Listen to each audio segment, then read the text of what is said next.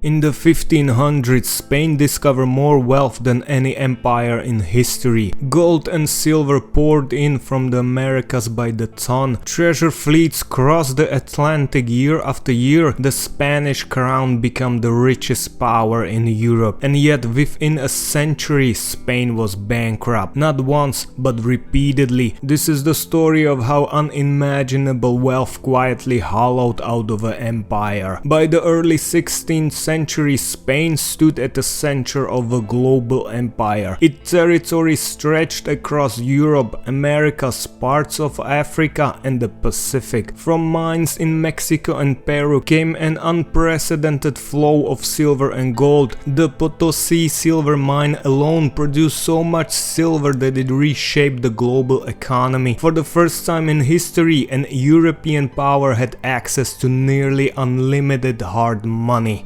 Spain believed this guaranteed dominance. It didn't. Gold creates a powerful illusion. When money arrives faster than it can be spent, leaders stopped asking hard questions. Spain used its treasure to fund massive armies, fight across the Europe, support allies and maintain imperial prestige. Instead of building industry, Spain imported goods. Why manufacture when you can buy? Foreign merchants supplied textiles, weapons, ships, tools, paid for with Spanish silver. Spain wasn't investing in productivity, it was financing consumption. As silver flooded Europe, price began to rise. This wasn't just in Spain, it spread across the continent. Historians call this the price revolution. Over roughly 150 years, prices rose 300 to 400%. Wages lagged behind, living costs increased. Spain felt it first and hardest. Gold didn't make Spaniards richer, it made everything else more expensive. Here's the fracture most people miss. Spain's economy became dependent on incoming silver. The crown borrowed against future treasure shipments. Taxes were structured around expected arrivals. Military campaigns assumed continued inflows, but silver production fluctuated. Shipments were delayed, fleets sank, pirates attacked. When silver slowed, the system panicked. Despite unprecedented wealth, Spain defaulted on its debts multiple times. 1557, 1575, 1596. These weren't signs of poverty, these were signs of misalignment. Spain had money but no resilience. Its economy lacked diversified production, domestic industry, flexible revenue. Gold masked weaknesses instead of fixing it. Easy money changed behavior. Why innovate when treasure arrives by ship? Why reform taxes when silver fills the treasury? Why develop manufacturing when imports are cheaper? Other European states invested in trade, built industries, developed banking systems. Spain doubled down on extraction and empire. The incentive structure was backwards. By the 17th century, silver production declined, military costs rose, competition increased. Spain's economy had no fallback. Inflation remained high, debt mounted, confidence eroded. The empire still looked powerful, but the fracture was already there. Spain didn't collapse overnight, it faded. Territories were lost, influence shrunk, economic leadership moved elsewhere. Gold had bought time, not strength. Spain's mistakes wasn't greed, it was assumption. The assumption that wealth equals power, the assumption that money replaces structure, the assumption that abundance lasts forever.